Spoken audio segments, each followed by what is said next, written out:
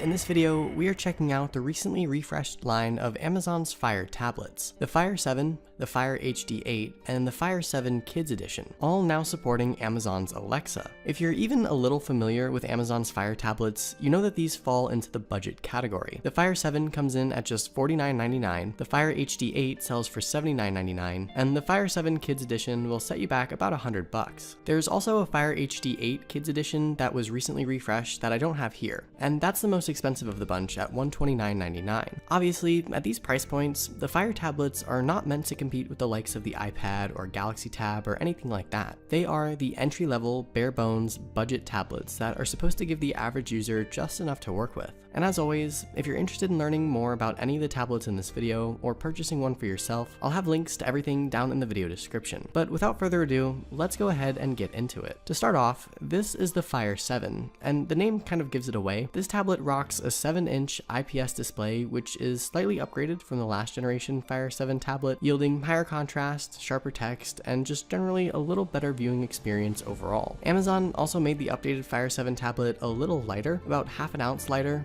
and a millimeter thinner too. Not something you'd immediately notice, as this tablet is pretty light and very easy to hold already, but it's never a bad idea to shed some of the bulk. Aside from that, everything else on this iteration of the 7 looks pretty much the same. You've got the power and volume buttons up top along with the charging port and headphone jack, SD card slot on the side for up to 256GB of expandable storage, and the same plastic housing that's meant to be more durable than pretty. And if yellow isn't your thing, you can get black, blue, or red instead. There's also a small speaker around back that sounds good enough for what it is. All of Amazon's tablets run Fire OS 5, which is essentially Android 5.0 with some heavy Amazon-specific skins and modifications. To power everything, underneath the hood you'll find the same ARM Cortex A7 processor clocked at 1.3 GHz that came with last year's tablet, along with 1GB of RAM. Certainly good enough specs for basic web browsing, reading, using some apps, and just general light casual usage. And while the official battery capacity isn't necessarily advertised, Amazon states that the Fire 7 should get around 8 hours of battery life. Now, if the Fire 7 isn't quite enough tablet for you, the Fire HD 8 is bigger and better in more ways than one. Visually, everything is more or less identical to the 7 when it comes to build quality, buttons, and things like that, but the HD 8 offers an 8-inch HD display, 1.3 GHz quad-core processor, 1.5 GB of RAM, and Dolby Audio. So comparably, you're getting a bit more in pretty much every department with the HD 8. And for just a little more money,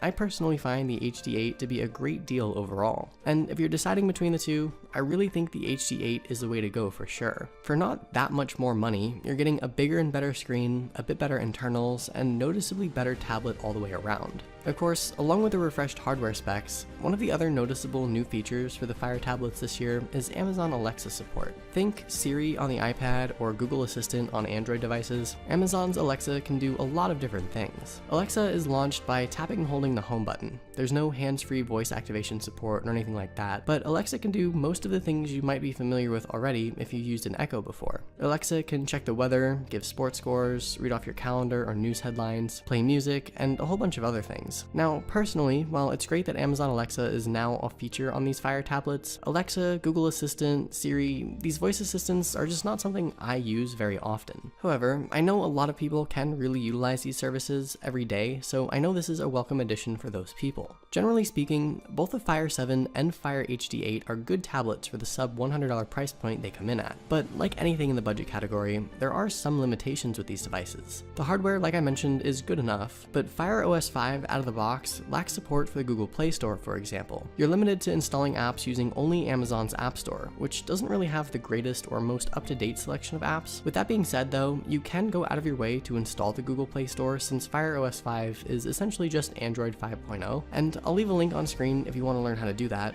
but keep in mind, the Amazon App Store apps are optimized to run on the Fire devices, and anything beyond that might not be so smooth given the tablet's limitations. With all that being said, I know I've harped on the Fire tablet's shortcomings, but all in all, I think these devices are some of the best budget tablets you can get at any price point. Like I said earlier, they aren't meant to compete with the top-of-the-line tablets. They simply stand alone as essentially really good, really usable budget devices with good specs, smooth software, and an overall great value for the cost. Now, I do want to go over the Kids Edition of these tablets tablets for just a minute to sort of give the complete overview of the entire Fire lineup. The Kids Edition comes in both the 7 and HD8 versions, and the first obvious difference with the Kids Edition is that massive case that houses the tablet itself. You get a big, thick, cushy, foam-type case, which serves a purpose that I feel is pretty self-explanatory. It's a tablet aimed for kids, so this case is going to help protect the already pretty durable tablet from everyday drops and spills. But if anything does happen to the tablet, if it cracks or breaks, Amazon offers a 2-year guarantee.